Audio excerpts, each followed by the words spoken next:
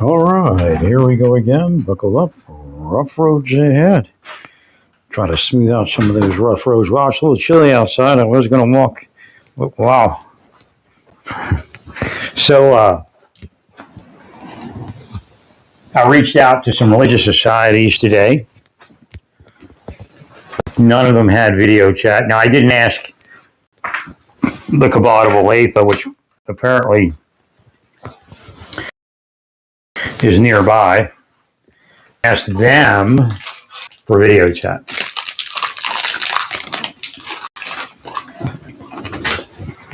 But he did get back to me. Put a message into his messenger.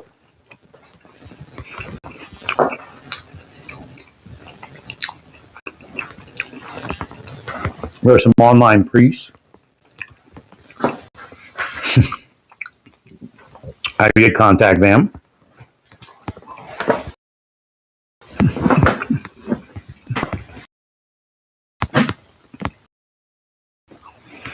Larry.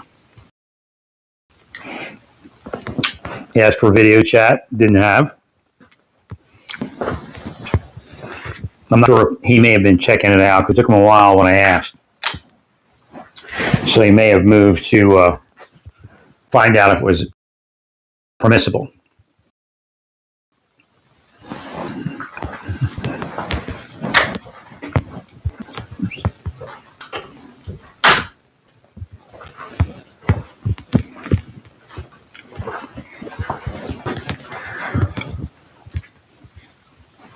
Reached out to Home Church, I guess it's called. Received response from them. I got a prayer. They prayed for me. Or he or she, I don't know. That was my one complaint about that one place. There was no real name. Just pastor. I mean, if you just give a first name, Pastor Greg or Pastor whoever. Right.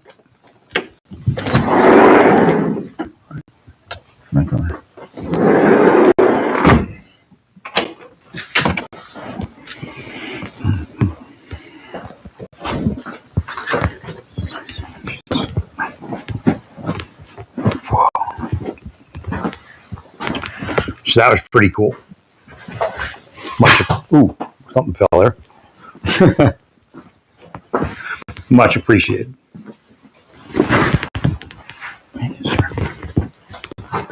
What else did I say?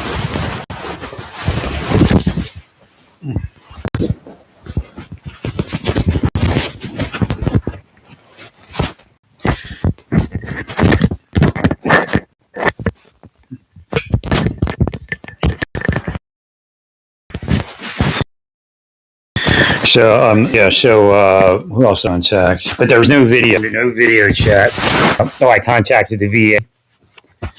You don't have to be suicidal to call the crisis line. You can call them, ask for help.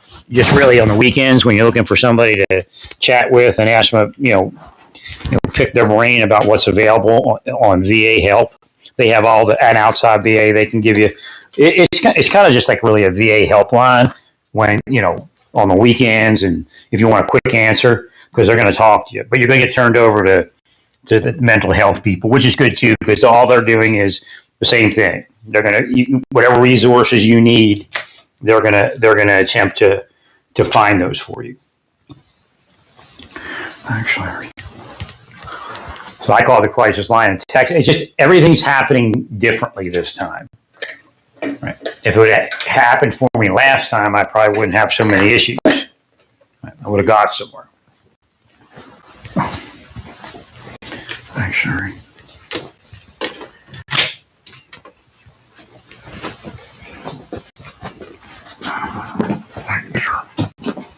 Oh, I'm holding my microphone away from my mouth. I probably should. It's just so strange. The other day, I told my brother, I was just sitting there, I'm thinking, yeah, it's going to be nice. I'm sure this is going to work, and my body's going to come back together. And I was actually thinking that tinnitus isn't that loud. I actually had that thought. But But I think something was trying to wake me up that, hey, you got an infection. But I just couldn't see it. And then when I told them I had an infection, they said, you did. Well, I had a sinus infection. Right? And and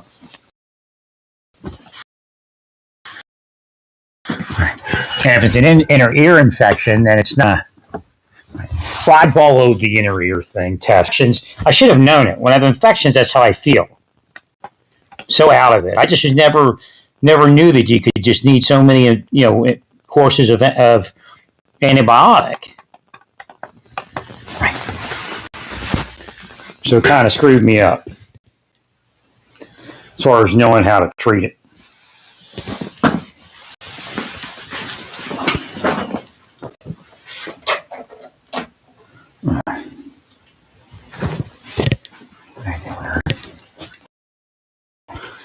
So what I'm is take this microphone to my doctor's appointments until I get a hearing aid. And I said, thank God we live in a time when we have hearing aids. Back in the day, but I don't think as many people had hearing issues. Not as many loud noises.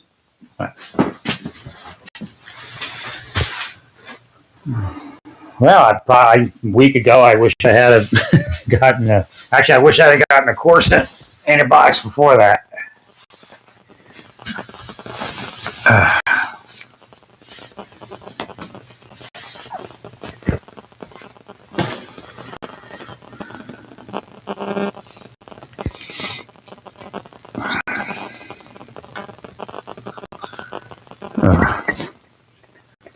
You got to realize the real of it.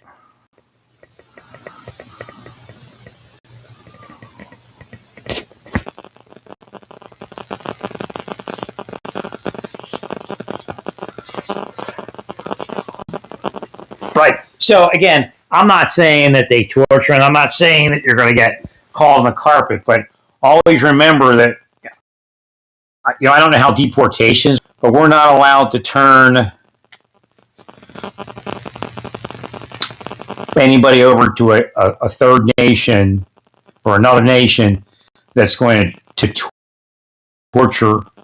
I believe this is still that is going to torture the person we turn over. I believe I don't know if it's everybody, but again, I believe that El Salvador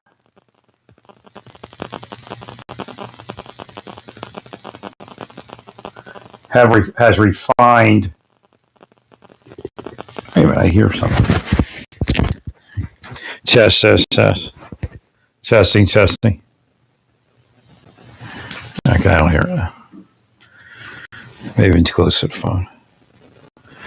Refined their program, at least partially, to include rehabilitation. And that's important.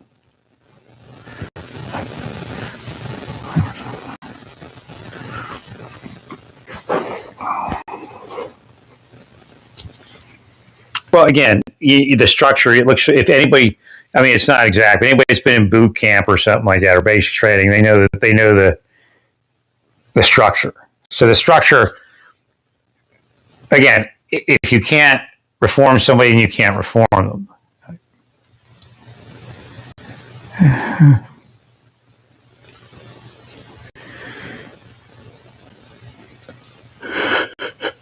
But what you want is to use that structure that works for reforming people. Right? It's just like a boot camp basic training, which is great. But you don't want to warehouse people if you don't have to. Right? If you can take them, if you can cut them loose for work, work programs and things like that. Well, if you can reform their mind, then you can give them that leeway. that benefit, and that benefits the nation also. So that's the key. Right? When you start, when you anything you do in reformation of incarcerated people needs to benefit the nation.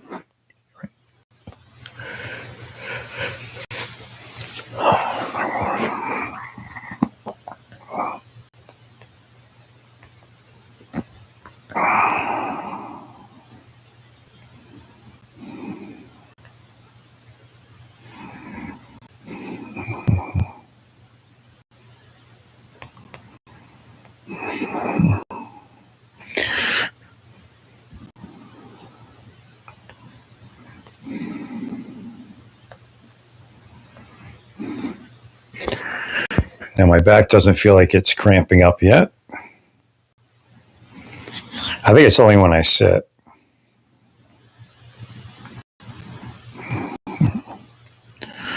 No, I knew my back would probably heal. I was just like, I can't believe that I got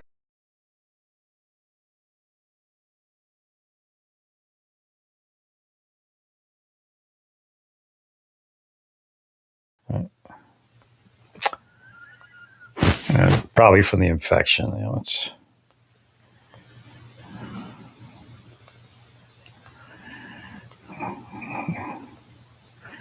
probably shouldn't let Santa Fe. I don't think I had infections there.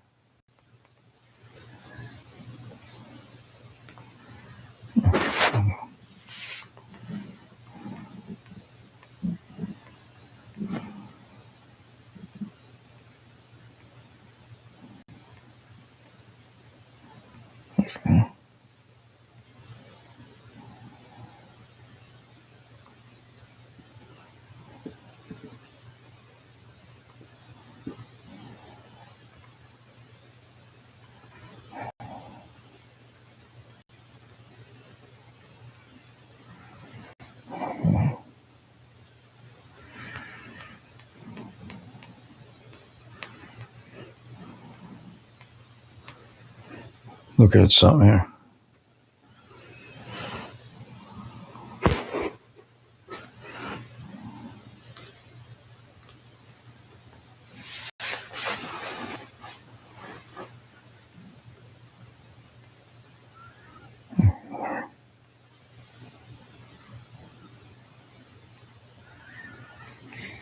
And I checked a bunch of urgent cares today, and you know, nice enough people at every last one of them, but the one I got to was the one I was supposed to get to, and I probably should have got to that a week ago. I it's just I didn't. She referred me to pain management. She did the referral, but you know, I didn't have a big interaction with her. I did today, and she was, you know, she was great.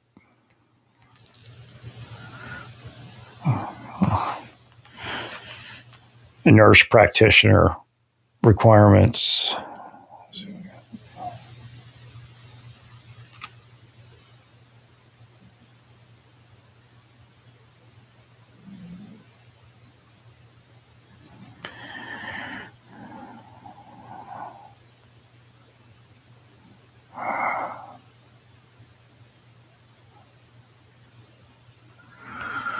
Thank you, Larry.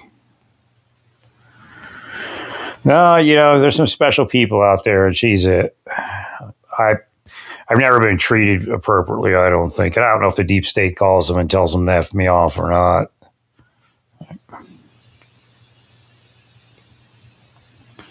But she knows what she's doing. She's a good person.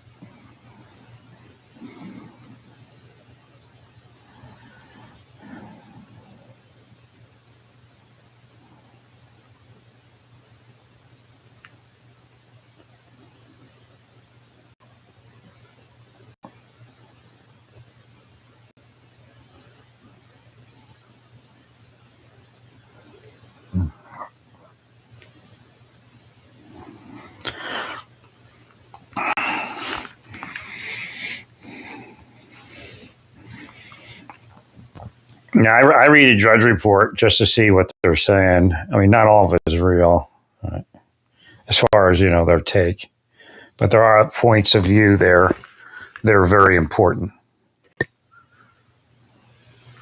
What happened there? Am I broadcasting, or did this thing break?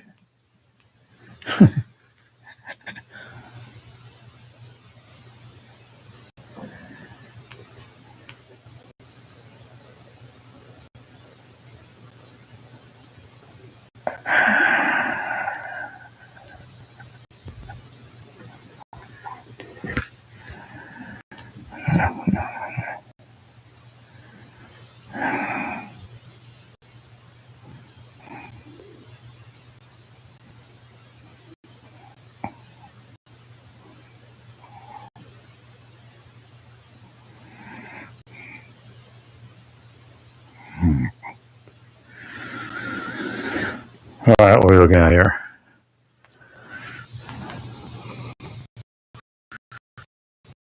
Hello, hello, hello. Testing, testing. Something doesn't look right.